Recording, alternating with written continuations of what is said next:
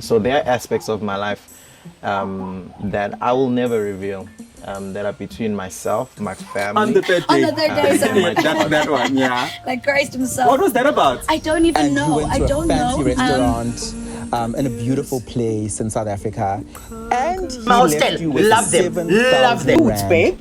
He's not circumcised. I was told. Yes. I mean, not just So from our fundis and all of that. I mean, I heard the audible voice of God. it wasn't a decision. It wasn't just.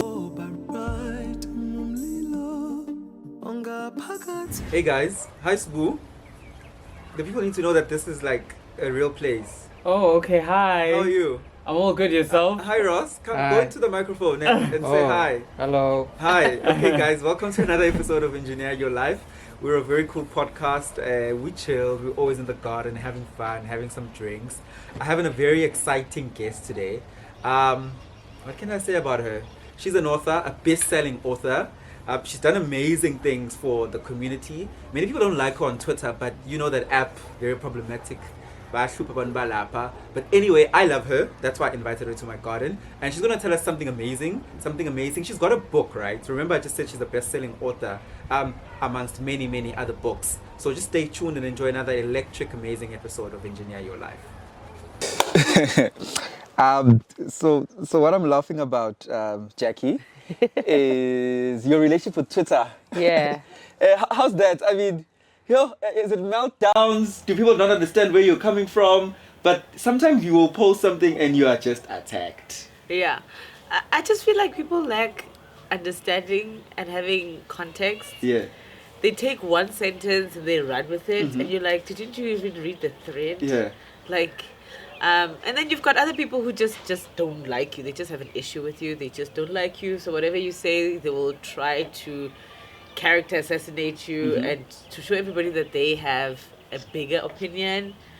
And I'm like, I don't take this stuff seriously. I usually just post and log out, especially on Twitter. If I'm really responding, then it's because I'm really passionate about that theme or topic or that situation. But I don't take it personal. Like, I would never go up to the street and still be angry at you for something that you tweeted 6 months ago. Yeah. And I'm like, I don't even know you. Like, I don't take you that seriously. Like, for me, you are almost like a cyber robot, because I'm like, I'll never probably meet you unless if it's a personality or a celebrity. But random people, I'm like, it's your opinion, it's okay. I really don't care much. And I'm so good at blocking people. I'm so good at it. And it gives me so much joy. Block, mute, follow. Block me. And this other girl actually said to me, I blocked her on Twitter, and then she went to Instagram and said, Jackie, why did you block me? Please unblock me. I'm like, Block. There's a reason. There's probably a reason. But then the reason you are blocked, the reason you are blocking people, or you feel that these people are cyber robots that have opinions that don't hold weight, what happens now on the other side of the coin, where you said something and you landed up at Randburg Magistrates Court. Yeah. So there is real context to tweets, and they do hurt people. Yeah. So didn't that give you an opportunity to reflect and say, but maybe the things I say are a bit of a problem? Then it limits a person's opinion base. Then you will not have an opinion. Yeah. Right? Yes, some people get offended, but I just feel like you get offended because you're emotional, or you're doing what I had said you were doing, and it's hitting home. Or, because for example, if I tweet and I say, there's a guy who peed at the robots and he was driving a red car, and then a guy with the red car, if you assume you've got a red car and you say, yeah, but I was not peeing, I was just standing, you could have just ignored it. So you're saying your tweets that landed you in inverted commas hot water. Yeah. You tweeted what you know, your basis of the truth, and somebody caught us up. And even if it's not the truth, it's your opinion. Okay.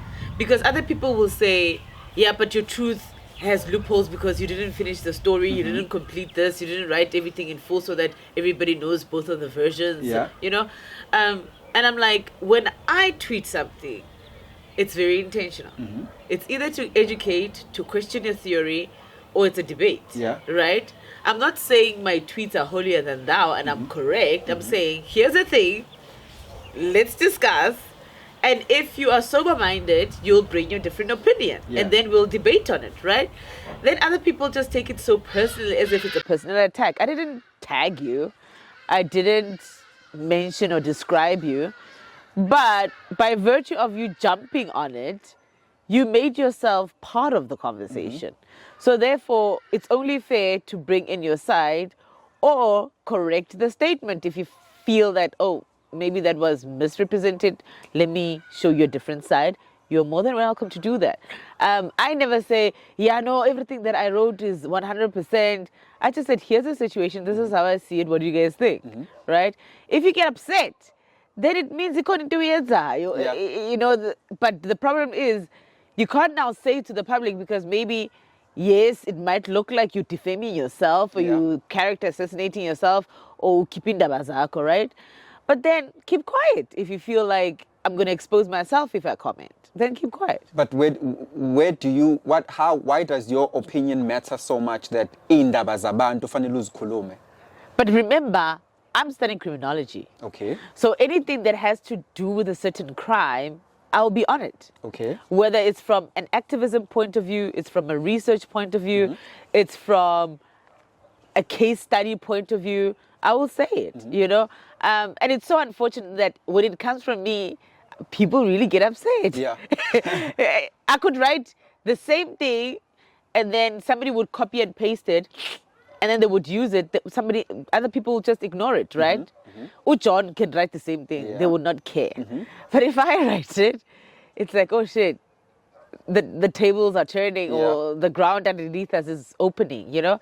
So I just feel like I have very strong opinions on what's happening in the country. Yes. Really, really strong opinions. And Especially in the context of women being exploited. yeah, Yeah. I have huge qualms about it. Yes.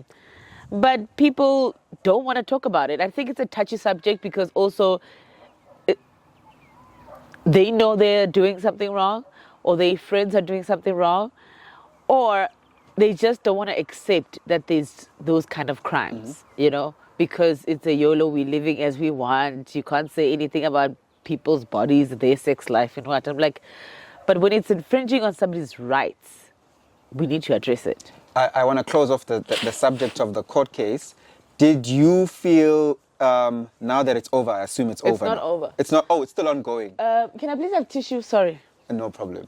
Sorry. That's the beauty of podcasts. Yeah. Sorry. Tissue betuna. Good tissue. It's in my bag. Can they hear me? Yeah. Yeah, just grab a tissue in my bag. In that context, sorry, of the court case, do you feel people should take it that far, or as you're saying, don't? If you touched in the studio, then there's probably something you're hiding.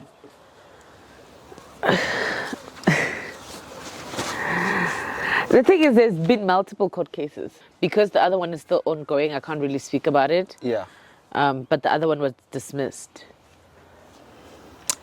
I think there's one famous one. I can't talk about it because it's not done. That's the one that's not done. It's not done. You're a social activist. I would even say, in your opinion, because the content of your books. How many books have you written? 9. 9 books. Yeah. Jeez, congratulations for that. Thank you. That is hundreds and hundreds of thousands. I'm Of sure paper and work and hours, yes. work, hours, Research. Yeah. editing, rereading, sending back, all of the above, Yeah. right? I find that your books, I remember when I went to buy your book before I read the latest one, Bear.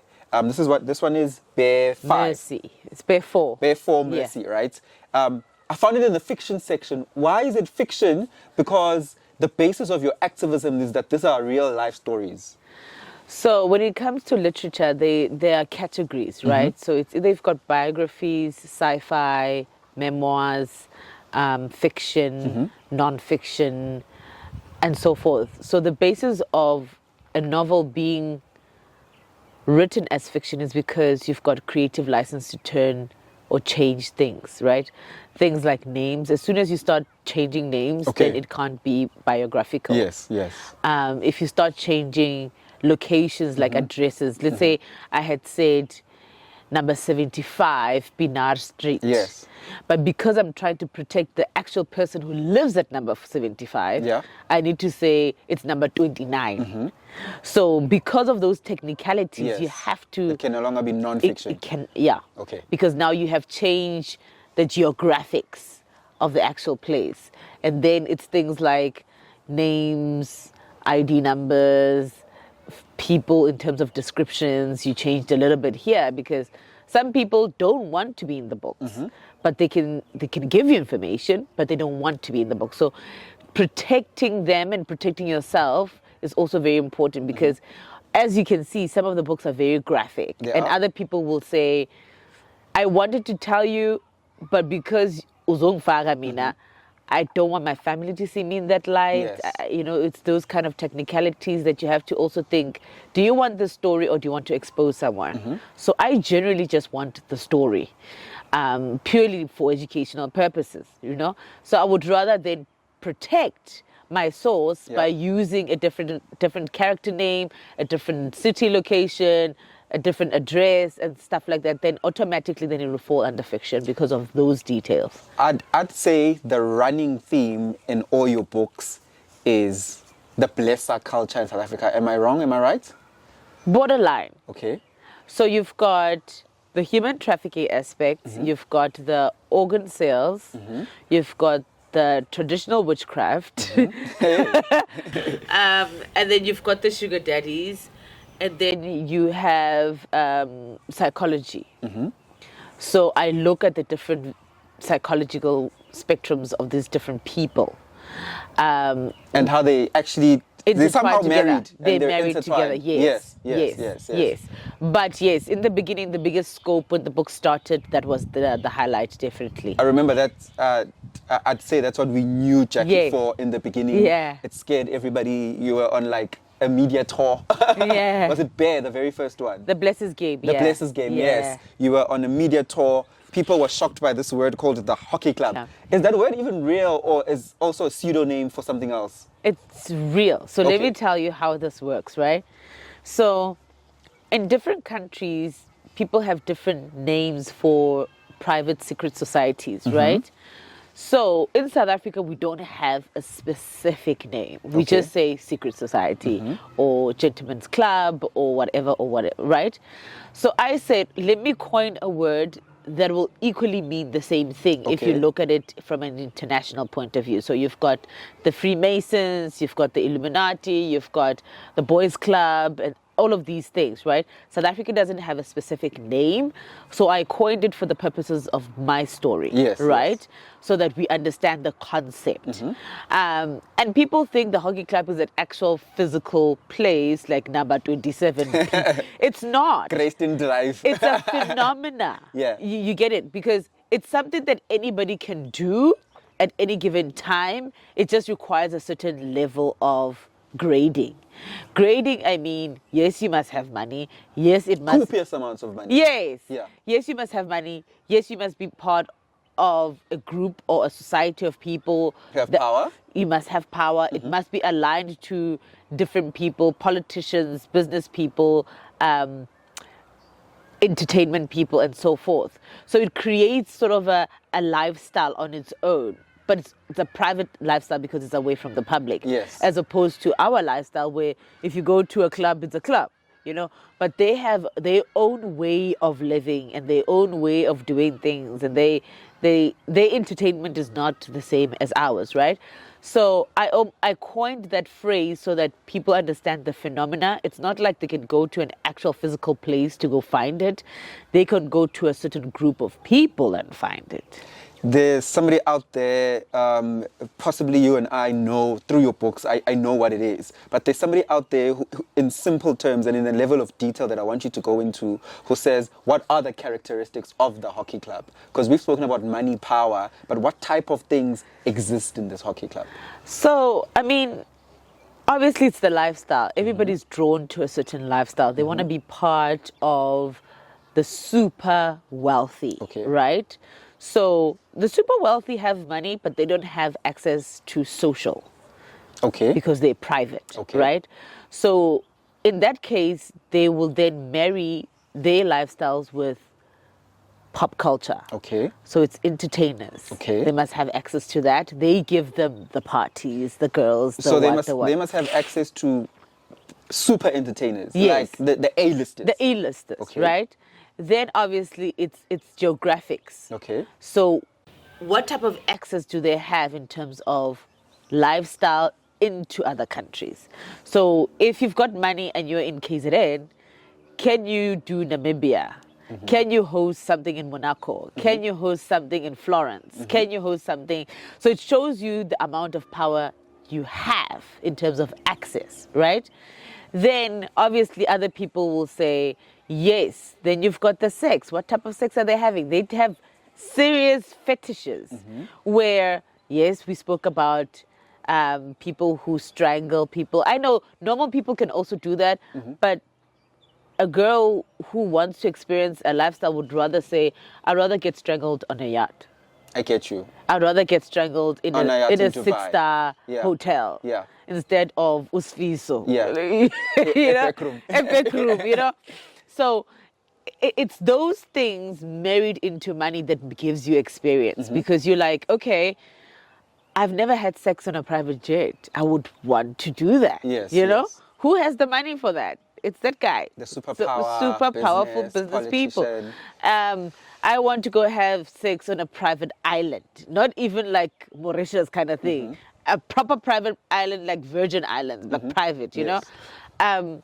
Stuff like that. It's access, and they will do the craziest things, from sleeping with dogs, rabbits and cats. And you saw the video where a lady was almost fondling with a snake, putting a snake in her mouth saw and that. stuff like that. Yeah. For stuff like that, you need access.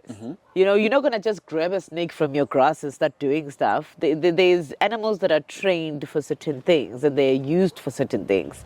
And then you've got people who love cutting. Cut, and then they drink each other's blood. Is this all still sexual? Yeah. Okay. So, you know, when you cut your wrists Ne? and then you suck on it, and then some people even put cocaine. So they would put cocaine, and then So suck it from there. The rush is And- elevated. Exactly. It's the highest rush. You know, there Yeah. are people who take the same cocaine and put it in their private parts, and then they suck each other from stuff like that. So it's what money can do that elevates your normal experience. So without you say, yeah, Jackie, sex is sex. No, to rich and powerful people, sex can be an experiment. So they want to see if you are willing to have sex in a chopper. A chopper is very small, but it gives you the thrill because of where you are. You're elevated. You're in the sky. Exactly, sex in the You- sky, you know. So it's stuff like that where people are like, I would want to be part of a private social club so that I've got access to a lot of things. It's the travel, it's the clothes, it's the sexual experiences, it's the drugs. Drugs are not cheap. Yes. You know, also access to other people in different continents and different countries where they will say, I've got now friends in Dubai, I've got friends in Namibia, I've got friends in Botswana, but they're only your friends because of lifestyle. It's not Okay. like it's people You can who you rely can on. call and say, hey, we don't have electricity, can you buy me a generator? You know, it's people who are part of a social club. When you go to their country, they host you. When you are here, you host them if you've got the money.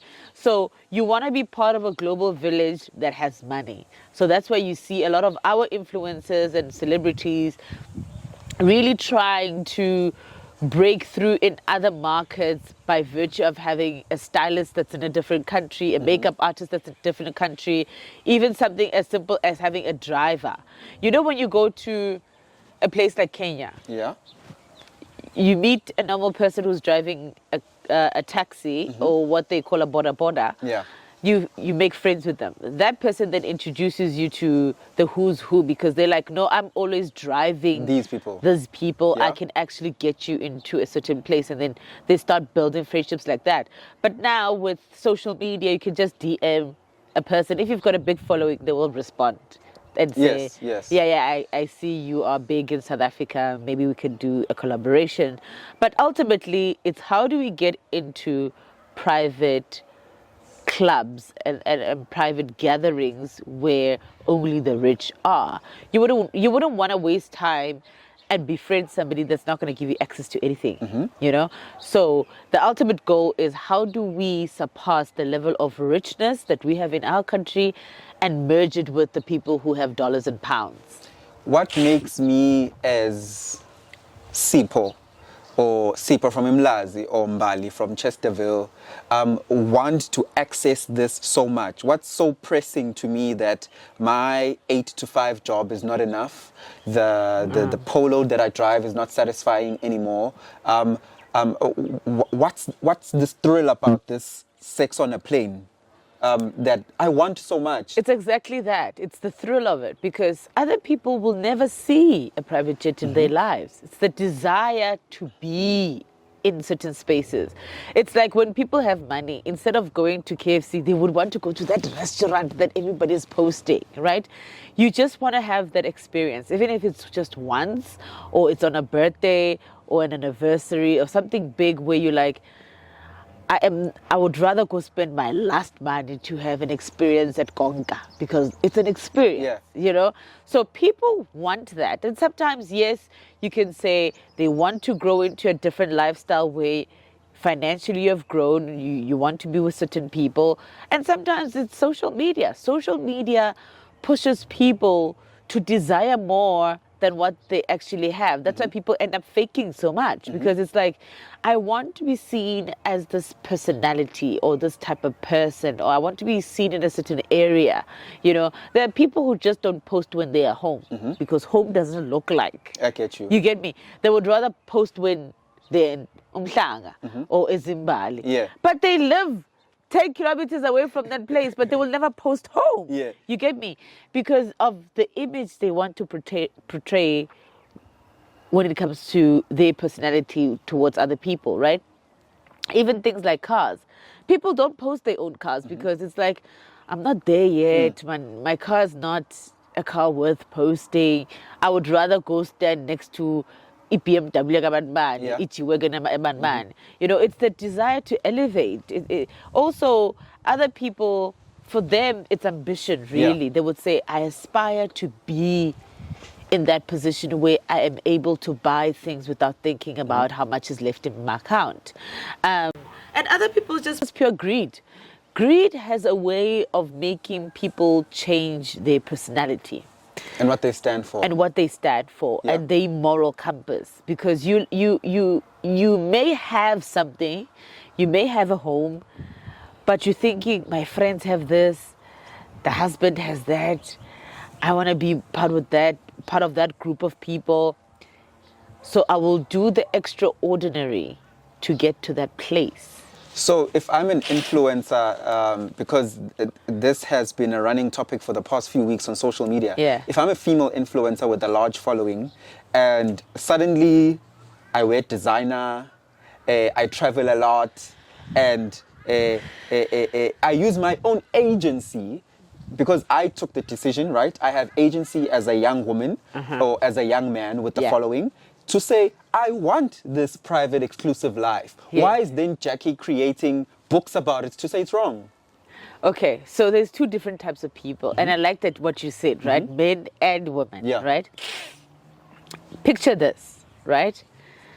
You are that influencer and I'm your friend. Yeah. You invite me to a dinner in KZN somewhere, very private, kumnandi, there's proper people. Private lodge. Private lodge somewhere in the mountains, right? I'm your friend. We go to this area. There are your people, obviously, but they invited you. You know them, I don't. Maufiga, you start using drugs or you drink your alcohol, everybody gets naked, and I'm sitting there and I'm like, yo, I was not aware this is the type of party we're coming to, right?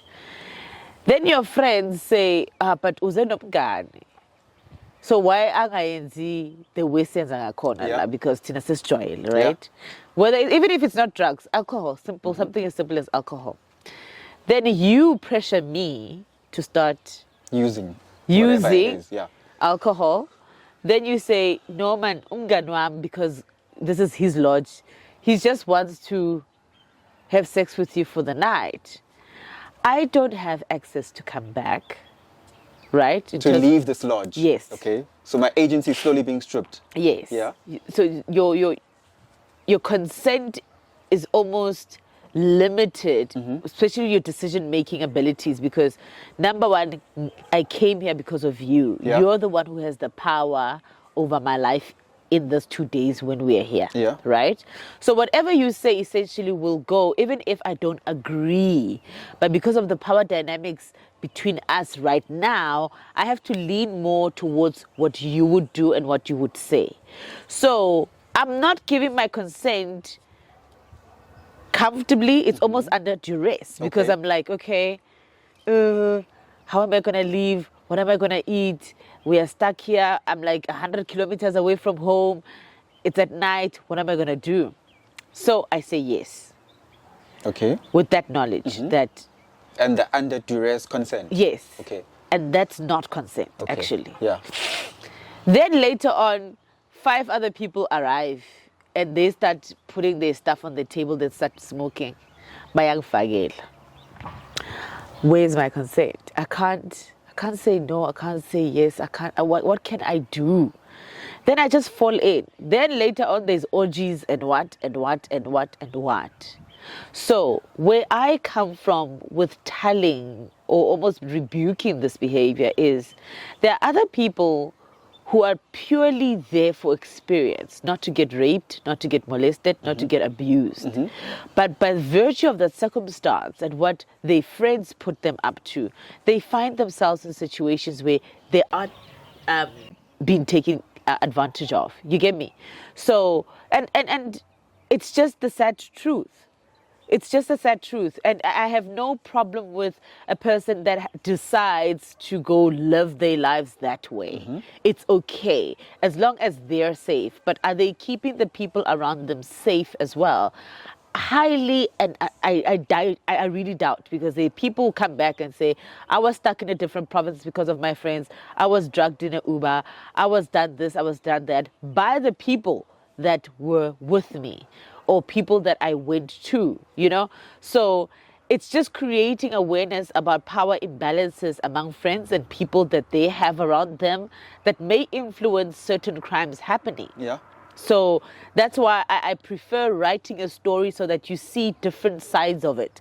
That yes, you've got the ones who are credible, who are doing it, who are influencing, and they're really getting the job done and they're getting paid for that correctly.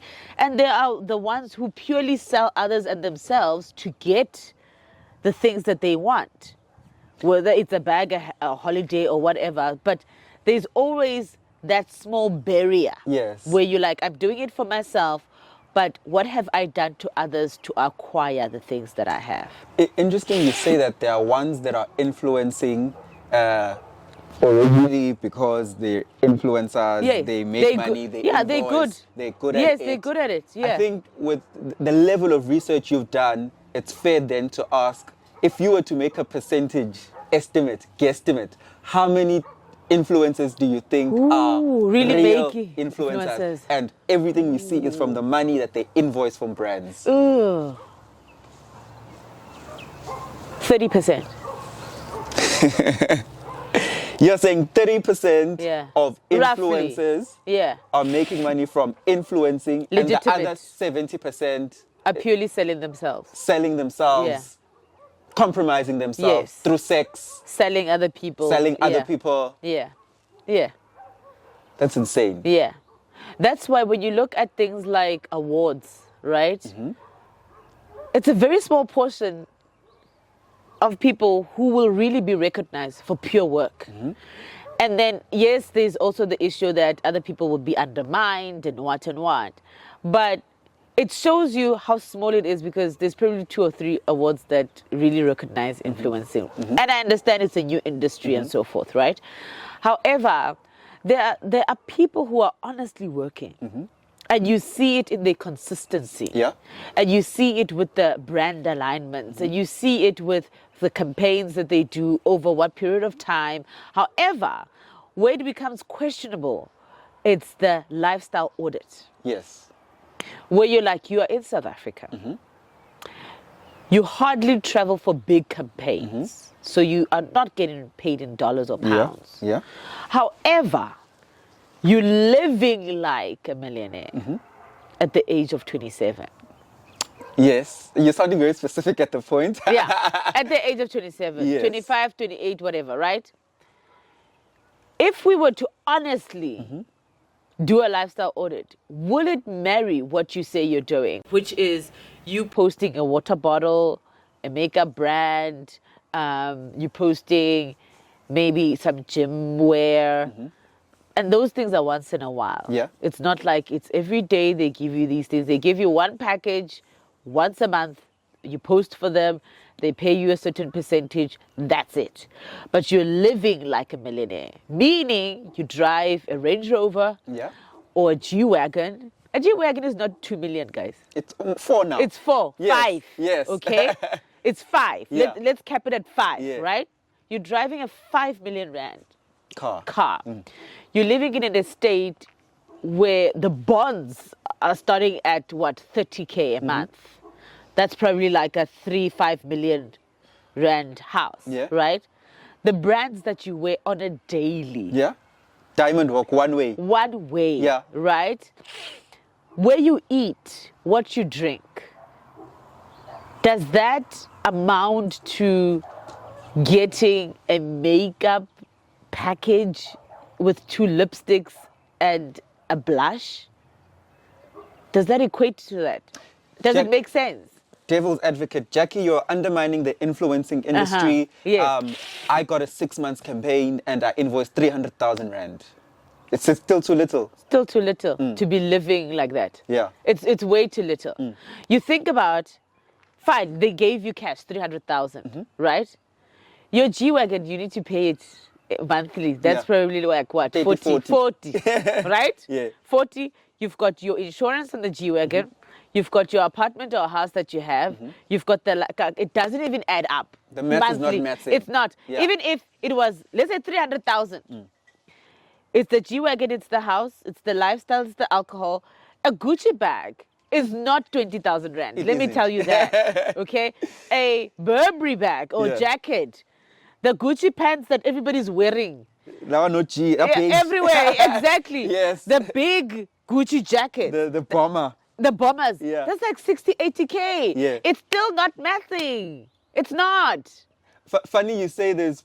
Funny going back to you saying you're glad I said men and women. Because Yeah. it's men and, And women who women. are wearing these Gucci top to bottom Yes. day after day after Yeah, day. because it's not like a bucket head. It's Hey, demand. yo, DJ. Hey, it's not like a bucket head. Yeah. So let's just count. Let's say for a day's outfit, Yeah. right? You've got the bucket hat, which is like 15K. You've got the sunglasses, which is about 10, 15K. Yeah. So how much is that now? 30. 30, right? You've got the watches. Bayan Monisa, abo Rolex, abo Yeah. Cartier, abo 60, 70, 80. Okay. 600s. So 200. I Yeah. can show you 300 from campaign. Right? Then you've got the car or the jacket. Yeah. It's 60K. Yeah, 160. You've got the pants, 10. the Let's say 10. sneakers, 20. We're on 150. We're on 150, Yeah. right? Then you've got the champagnes. Then you've got the gourmet 3-course meals, right? Then you've got the entourage. Then you've got the petrol I've got a for a feeling. G-Wagon. I've got a feeling you've given us a 300,000 rand A life. day! That's a day! Do you understand what I'm saying? You're living like a millionaire. Because for you to blow 200K a day, you must be a millionaire. Multi-million. Multi, right? So, and then you've got the holidays, the private penthouses, the travel, the business class, and the, what do you call it? Private jets and the choppers, you know. You've got, this is a lifestyle. This is an everyday, every weekend kind of thing that you're showing us. Yeah. It's not that ugoge because it's your birthday. It's every single day. It's the bags. You know, when they change the bags every day, I post on my bag. Those bags are like 30, 40, 80, 90K. The travel bags that they post, 190, 80K. The watches. Those things are not cheap. I'm seeing this. So what are you saying? I'm seeing this mostly from A-list celebrities, and what I'm getting from you is that these are A-list celebrities you're talking about, because it's them who are on 2 million followers, 1 million followers, Yes. 3 million followers. And in my head, as a person watching from my Instagram, from my phone, I think DJ so-and-so is then invoicing, I don't know, 1 million rand a month from gigs. And that's how they're affording this life. And I can tell you now, there's probably only 20 DJs in this country who are really making money. And the majority is Mapiano. And then Yeah. the rest is Bayazama. Yeah. It means they are living from paycheck to paycheck, Yeah. a weekend to weekend with 2 gigs minimum. Or in fact, maximum, 2 gigs maximum, some of them, right? Yes, you've got the ones who are overseas. If you look at Musa Keys, Yeah. okay, Maporisa is making money, Kabza is making money, Black Coffee is definitely making money. Abu Euphonic are making money because they're overseas. Been making money, yeah. You look at Focalistic, Focalistic, Devon Koko. That's why I say less than 20. Less than 20. We've already run out of names. Exactly.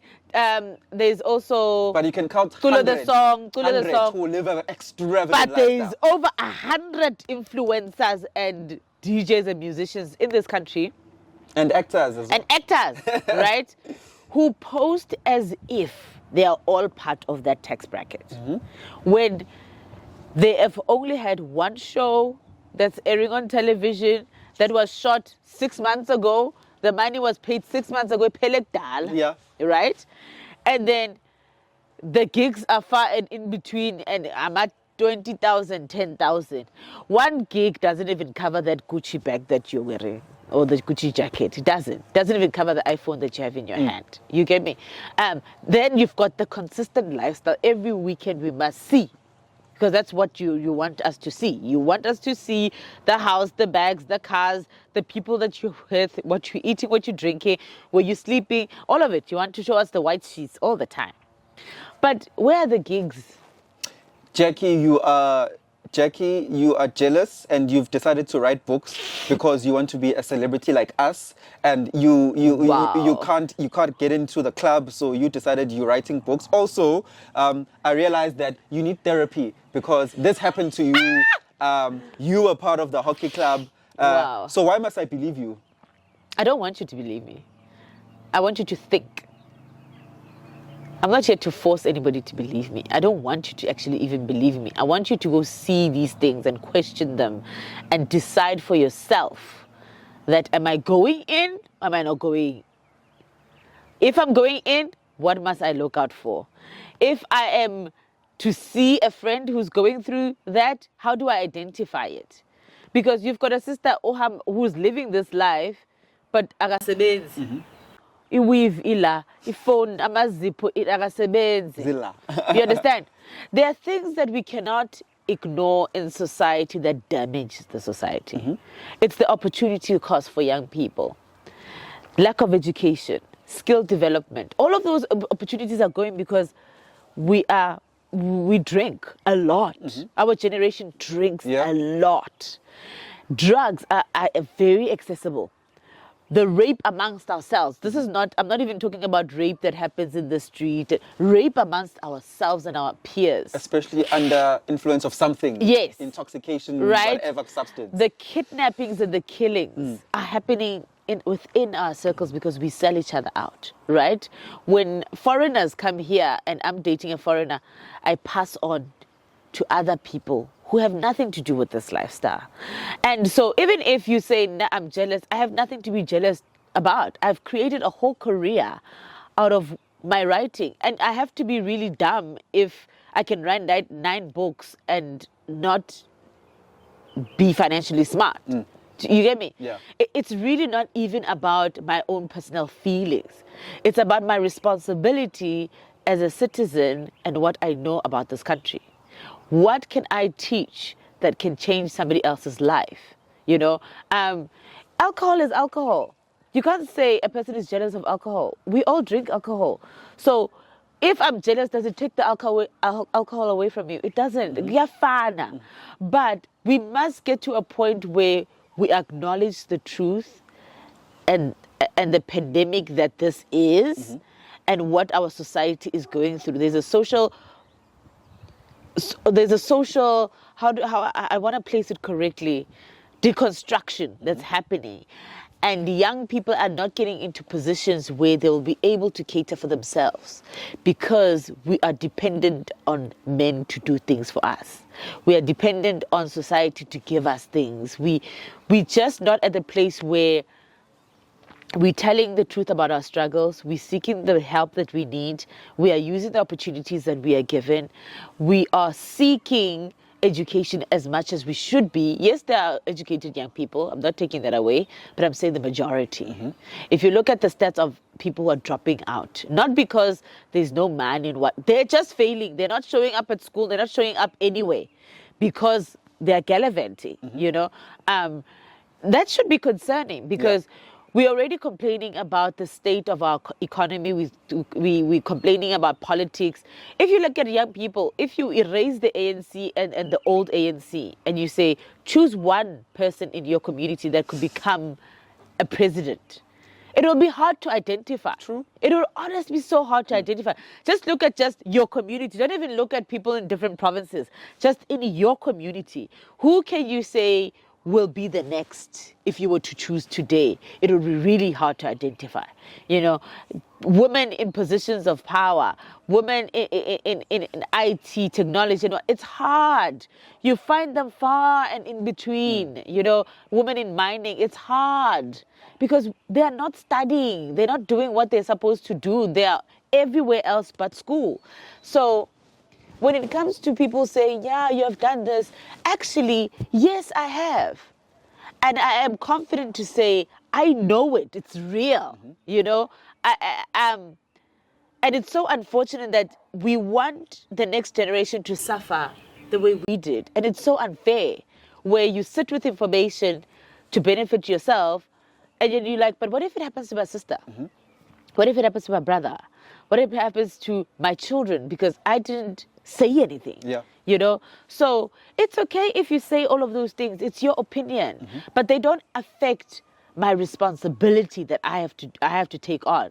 You know, I can't be a proud citizen and say, I'm living in South Africa, everything is great. But when I see a woman getting raped in the street, I'm like, it's none of my business. I didn't see it. You know? So I just want to come to your book. yeah. There is page 33, if I remember correctly. Oh my God. Page 33. Yes. I'll just read, right? You speak of Daphne. Yes. Daphne is the wife. Yes. You speak of Treasure. Yes. Treasure is the side chick. Yes. And you speak of Tim Morgan. Tim Morgan, I'd say, is the husband, the big boy. Yes. Okay. She remembered how much she begged Tim not to continue running after Treasure, but he still left her. She thought of the VIP dinner she hosted and Tim using her to lure investors in, and all she could do that night was to please him with her efforts while he paraded Treasure in the crowds of moneyed men. That was the setting she lived in all those years. She should have been the woman on his arm, not Treasure. Why did she deserve so much when all she brought to the table was her vagina? All these young girls that come into marriages and think that they can dethrone wives have no clue who built the thrones. Can you relate? Yeah. People, young people, think they can walk into an establishment and take it over. It doesn't even matter if it's a marriage or a business or whatever, but they think they can walk in and take anything over, right? It's a crazy mentality because you're thinking, over how many years was this built? What are the morals and principles is this thing built on? Who are the characters who are building this thing? What does it take for you to sustain this thing, right? When are you just thinking your vagina will sustain this thing? It will not. This thing is a moving ship. Yeah. It's got different parts where it needs a certain mind to cater for all of those parts. Yes, women are beautiful. Yes, of course they are. They really are. And they can cater sexually. Great. But can we not be the generation that only has that? How many Daphnes are around? A lot. There are a lot of women, married women, who are in marriages because there's money, Okay. which is the definitely, you know. There is money, they are comfortable, and they think they'll always be there. They're thinking they're sitting on the throne, and you're like, you know, your value is deteriorating every time you put on makeup. Explain. Makeup, in a sense, think of it as a metaphor, Okay. right? You're sitting in a house every day, only to wake up and eat and watch this man go work. 10 years later, when he wakes up, he realizes that you actually didn't help him do anything. You were the help in the house more than anything. Now that the empire is Yes. super humongous. Yeah, because we can equally say, yeah, I helped him build. Yeah, you were the domestic. You were cleaning. You were washing the kids. You were the domestic. You were not in boardrooms. You were not raising capital. You were not negotiating. You were not in offices where decisions were made. You were the domestic. It's just the truth. And once he decides to leave and get another domestic, he will, which is a younger girl who will service his other needs. The treasure. Yes, the treasure. Yeah. You get me? So, in the story, you see the duality of being this powerful wife, yet you are a nobody towards yourself. You cannot wake up and say, this is what I have accomplished alongside my husband. There's a difference. Yeah. You are the domestic, or you are the one who accomplishes alongside. There are women who are married who can say, while he was doing this, I opened this, I did that, I graduated, I did this, I did that, I did that. That's why they are comfortable when things happen. They're not shaken by anything because they were part of an actual foundation. They contributed in one way or another, or they opened things for themselves. But you're saying that's not the majority of them. No. It's the minority. No, like it's because when you're pregnant, they think it's a goal, it's a gem. Anybody can get pregnant. It's not like an exclusive thing. You can get pregnant. We can all get rings if you wanted. You can buy yourself a ring. But are you really valuable in that family where even the parents, the brothers and sisters, when they look at you, they see value? You know, what are you doing in this person's life that changes who they were a year ago and who they are now, or even 10 years ago? Because other people can say, yeah, I was married, but I'm self-made. Now my wife is at home, and I was doing my own thing in Cape Town, and I did things, you know? And they're comfortable with that. But then it's clear you are a housewife. It's clear. That's what you do. Sharp, no problem. Our parents were housewives for a long time. Sharp. But the modern woman wants to take things as if it's their own. You can't claim what's not yours. And then when he kicks you out, you equally cry. You were there for 3 years. Yeah, because you did nothing. And that's just a fact. You did nothing. And equally so, even if you were given an opportunity to do something, you squandered it. Instead of qali salon. Yeah. We understand the differences, where some men respect women who actually really wake up and do something. They look at them different, they speak to them different, they treat them different, they honor them different. It's like, you know, in corporate, when they have NDA functions and everybody's showing off their wives, because, you know, you've got the CEO and the wife, you've got the CFO and the wife, and you've got the accountants and what. There was a conversation I had with my friends about that scenario, where when you walk into a room and your partner introduces you, are you honestly comfortable when he says you are a housewife? When the other guy says, my wife is an architect, my wife is a doctor, my wife is a nurse, my wife is a what? Are you honestly sitting at that table with full confidence to say you are a domestic? Let's get more personal. When did you realize, you remind me of the years in case I get them wrong. I think you once mentioned in your books that it was around the late 2000s. When did you realize that you are now a blessee and you are in this? And what was happening? Was it by choice, or was your consent taken away from you, as No. you've mentioned? Or you walked in there knowing, Uguti, the benefits of being with an older guy who has power and influence are this, and I want them? Okay, let me firstly start by defining. There's two different types of people, or different terminologies or theories, right? So there's a sugar daddy Yeah? and a blessee, And right? a blesser. No, blessee. Okay. So it's, yeah, blesser, you're correct. Yes. Blesser and a Sugar sugar daddy. daddy. Yeah. A sugar daddy is defined as an older man who has money. However, you are in a relationship with this guy, Okay. right? The blessee and blesser culture is different in a sense that there is no commitment And emotionality. and emotional stability in their engagement. It's purely transactional. Okay. Whereas you can have multiple, right? It's almost an open gate. Okay. You can have a person who is assisting you with school. This one is the lifestyle guy. You only see him when you go to parties.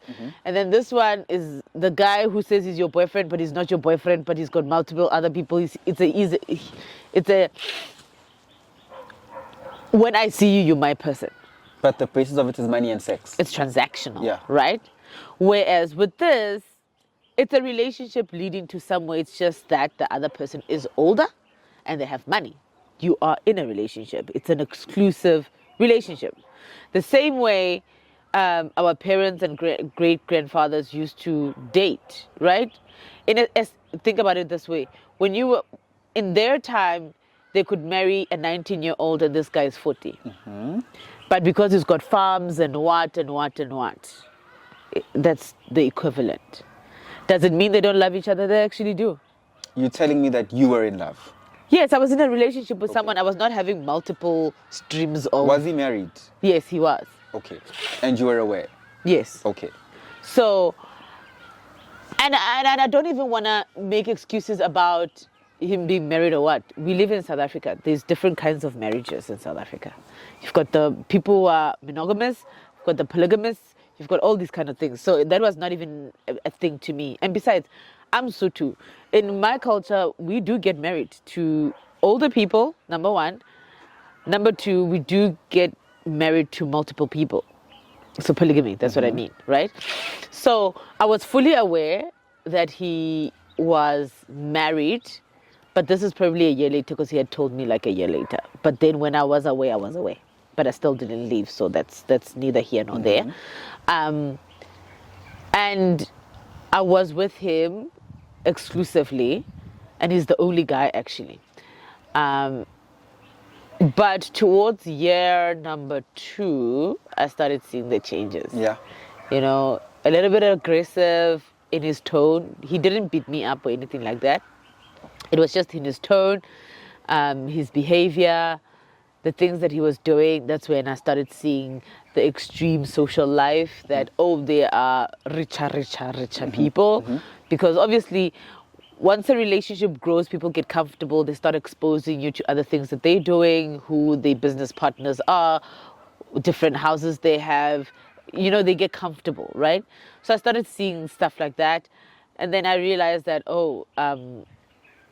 the wife is aware of his other extramural activities. Okay. Because at some point you end up speaking, you know. And I'm Speaking like, to who? The wife? yeah, if you read the Blessings Game, you will see how it turns out. You start seeing... So, cordial conversation. I would leave my man. It's a cordial conversation. Yeah, it's cordial. Because- No, she didn't do stuff like that. Okay. No, she was not like, leave my man. What are you doing with my man? I'm gonna. She was definitely not like that. She was very calm, collected. She was aware of the relationship. She was told about the relationship even before she knew about me. So by the time we met, she had already knew that I was. She knew that I was there. She was very aware that I was there, and then it was very cordial. And she spoke to me almost every day at some point, and it was okay. No big deal. There was no real drama between us. Like, there was just nothing. Everybody respected their space. And then, yeah, you see the aggressiveness, you see the lifestyle, you see what he does with his friends. I mean, they were sleeping with young boys and they would have orgies and stuff like that. And it would be a lifestyle thing. We would know if he wants to go to Cape Town for December and it's a holiday and then they book So a the same boat. guy. So we're talking about you and Yes. your ex, should I say? Yes. So you were aware that this is the year 2. You're saying when Yes, things year became extreme. Yes. You were aware that there's a wife. Yes. You and the wife were cordial. Yes. He's sleeping with men, women, Yes. young. That was part of his entertainment. Oh, this is just his entertainment. He's sleeping with people. Yes, he of- was not having a relationship with them. He was sleeping with them for entertainment. So if he booked, let's say, a boat and we are all in Cape Town, it would happen on the boat. And then as soon as... You're there. You're witnessing it. they're and- there. Yes, everyone is there. It's December or it's Easter or whatever. And We now are... you can't say anything. You can't say, No. baby, when's on? Yeah, he tells you this is what's going to happen. now. Yeah. Yeah, imagine this is what's going to happen. Are people also shitting on each other in South Africa in that boat? Yes, they do in, that. in South Africa. Yeah. This is not exclusive to anybody. Nobody's immune to somebody peeing on them or somebody shitting on them. If somebody wants to do it, they will do it. If they've got money and they want to pay you for it, they will. And that's exactly what they were doing. What's the going rate? It depends on who you are and how much they value you. Ne? If they really value you, they will give you a lot of money. And if you also agree to do a lot more other things that they want, they will give you money. There are people who just get paid for orgies. They get a certain amount. And then there are people who get paid for being peed on. And then there are people who get paid for sleeping with animals. So you will still have the orgies and then like, would you be comfortable sleeping with a dog or whatever? Just for entertainment. And then they will throw money at you to say, oh, from one level to the next level, So they pay you per level and what you're comfortable doing. If you are a guy and you're not gay, they will say, can you just do it with the gay guy so that we just see it? But you're not. But because there's money, you will do it. You get me? If you're a girl, they're like, have you ever had lesbian sex? Can you just do it so that we as guys see it? But you're not lesbian. But because there's 30K, you will do it. It's those things where they try to push your boundaries for their entertainment because they've got the money. And if you're a gay guy and you know that you're gay and they say, no, sleep with a girl and a boy just so we can have fun, they will do it. But you're gay, you're not going to sleep with a girl. But because ordinarily. Yeah. But because it's entertainment, it's fun for them and they know you're gay and they see the way you're uncomfortable with it and, it turns them on. It's like people who say, when somebody's crying, I get turned on. Now, but it turns them on that you are fighting, but because there's money, you will do it. Back to you. Why did you leave? Um, Was it purely a relationship has ended, it's run its course, or I think- the sugar daddy element of it just got so much? I think I didn't like what I saw in terms of all these things that we were talking about. I didn't like it. And then I just felt like how the first year and a half was different towards the second year. And I didn't enjoy that part of the relationship. And I was like, I would actually prefer the first year more than the other half of it, because we dated for 3 years. And I'm like, I have to choose because it's not like now he's going to go back and be the guy he was the first year. He's showing me that this is who he is and I have to accept this. And I just didn't like it. And then, also things like, being videographed, having sex is an uncomfortable thing. Stuff like that, man. It's just weird stuff. Like Videos of you out there exist. Yeah. It's fine. They can leak them now. It's okay. I'll sue the living shit out of you, but you can do it. Now I have got my own money. I will sue you. Okay, are you proud Yeah. of what you're doing there? Was it cute? I don't know. It was like how many years ago? It was like 10, 12 years ago. Maybe we could learn. Nah, I don't think it was cute at all. I think it was awkward as fuck. But, Awkward, ne? yeah. Because, it's something that you don't know, you don't like. You're young. I was 19. I'm 34 now, So see how many years ago it is, like 13 years ago. Let's go a bit lighter. You have a daughter? No, You don't? no, I don't have kids. You don't have kids? No. Where do I get this point that you were pregnant then? Was there pregnancy Oh, involved? yeah. He administered an illegal abortion on me. So I got pregnant. He hired a nurse because he's got money. He paid the nurse, and then the nurse did the abortion. Are you tied up? Like, how is it administered at this particular No, point? actually, they put stuff in your drink. You drink it, you sleep. Yeah. You drink it, you sleep. You wake up and... When you wake up, there's blood coming out. It's like stuff. And then they're like, the pregnancy is gone. Simple. Do you think you believe in the institution of marriage then after what you've Yes. experienced? Yeah. And would you still get married? Yeah. There are good people, guys. It's not like it's everybody. It's not everybody. Not everybody who has money behaves like that. There's a certain portion of people who are still pure, who have money, but they still have good hearts. And then you still have ordinary guys who are still good people. There's really good people out there. It's just that obviously the bad always outweighs the good. But yes, definitely. They are really nice guys. So, I mean, leaving was going to happen eventually. It's just that at the time, leaving was my only option because I felt like at some point this guy's going to kill me. I know too much. I've seen too much. I know too much. And also, yes, the illegal abortion thing. I mean, he paid somebody to force me into an abortion.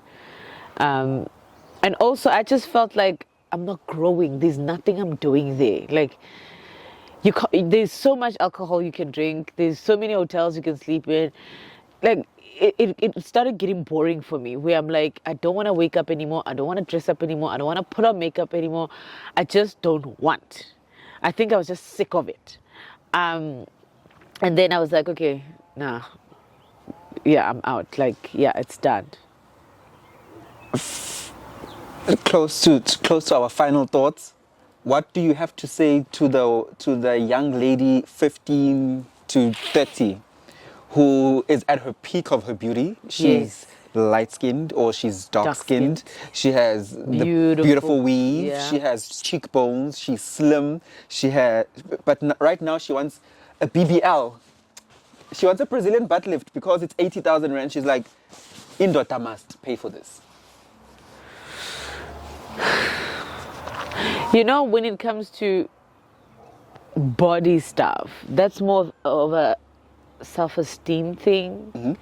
It comes from inside, and when the inside is not balanced, that's when you want to fix too many things and you think that you are not pretty enough, you're not sexy enough, you're not seen enough, you're not heard enough, you're not attractive. So that's more of a self-esteem. You need to fix inside, and then maybe if you do decide for real that you want to a breast reduction or whatever, let it be because you want it, not because you see it in the world and that's what the world is feeding you, or you want to be attractive and stuff like that. Do it because you want it. It'll make you happy. It's not for somebody else. But I mean, at the end of the day, we all make decisions, hey? It's just that look at the opportunity cost. It's okay to date people with money. There's nothing wrong with them. It's not like they have a disease and you will die, or, you know. But date people with pure intentions. Like, have an intention. And don't just say, I'm dating somebody because uzongondla. What if they die, gay? Yeah. What if the business shuts down and the money is gone? Would you really still stay? Then why, if the answer is no, then why would you want to waste your life?